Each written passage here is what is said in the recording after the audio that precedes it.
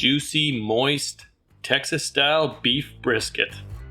Now, you don't have to use all the sauces that I'm using here and all the rubs. You're more than welcome to just use salt and pepper. Either way, this is going to make your perfectly smoked beef brisket juicy and delicious. To start it with is trim the brisket however you want, then put the rub on, apply generously, and let it sit in the fridge for a minimum of 4 hours, but I recommend letting it sit till at least the next day.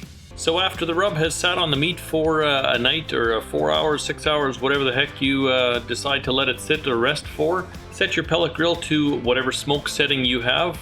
And the target temperature you're kind of looking for here is between like 180, 200 in that area. And we're going to smoke this brisket for, this is probably going to take a good solid 8 hours. What you're looking for next here after you got your temperature probe in, I'll leave a link at the end of the video for the temperature probe that I used here. This is the Meter Plus. So once we have our temperature probe, I'm going to set this thing up for 203 degrees Fahrenheit. That's going to be my target temperature for the final cook. And in between that, I just want to monitor what the different temperatures are for the different stages that we're going to follow the cook on.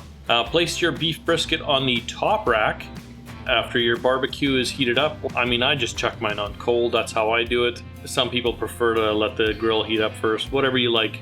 Put it on the top rack, and on the bottom rack you're going to put a pan of some sort and fill this thing right up with water.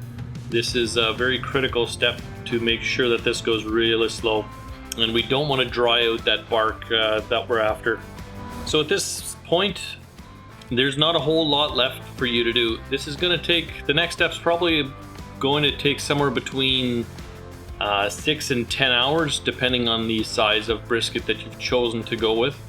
What you're looking for next now is 150 to 155 degrees Fahrenheit, or when your beef brisket stalls. Once it kind of hits that temperature, then we're going to go to the next step, which is either saucing it if you want, depending on what texture and how you like your meat. If you want a thicker bark, ignore the sauce in this step and just wrap up the beef brisket in either parchment paper or pink butcher's paper.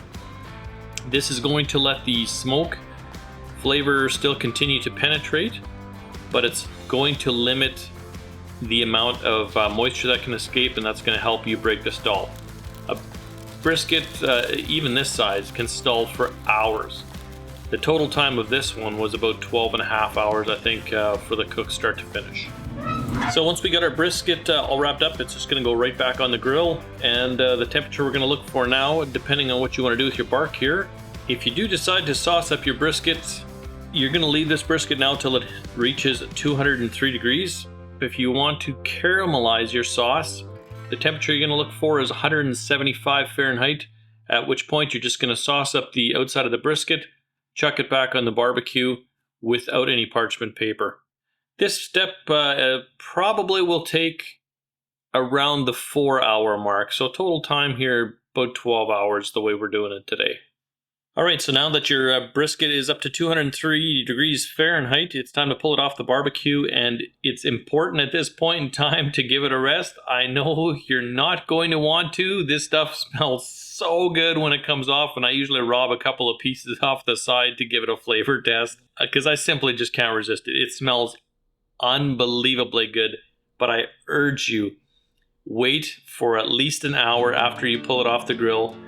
If you want it to stay as hot as possible or as warm as possible, put it inside of a cooler, close the lid, and just leave it alone for an hour.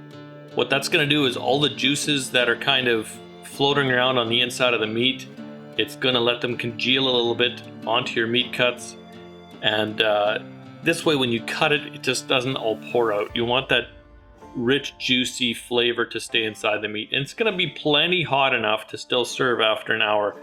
A slab of meat this size takes a long time to cool off. At this point in time, slice it up however you like. I like to cut mine into slices and have it looking just like a Texas barbecue. And as you can see, we have a beautiful smoke ring on this meat. And it's very juicy. You can hear it still. There's lots of juice, lots of flavor.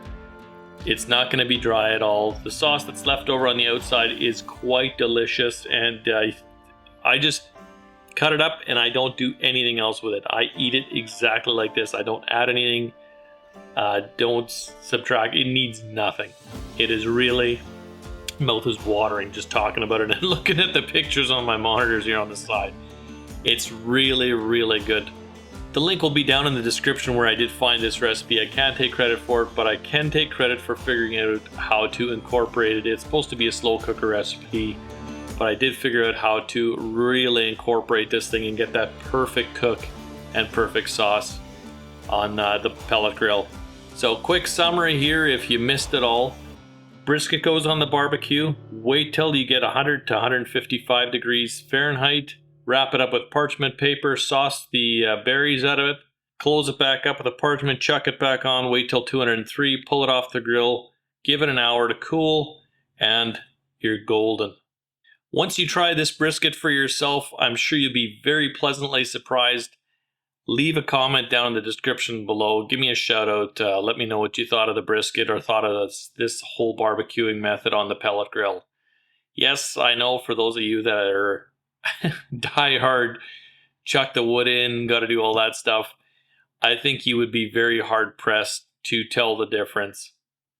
The pellets that I did use for this is the Pit Boss Competition Blend. That is kind of my go-to, and I'm not going to change anything with this brisket. It's just too perfect right now.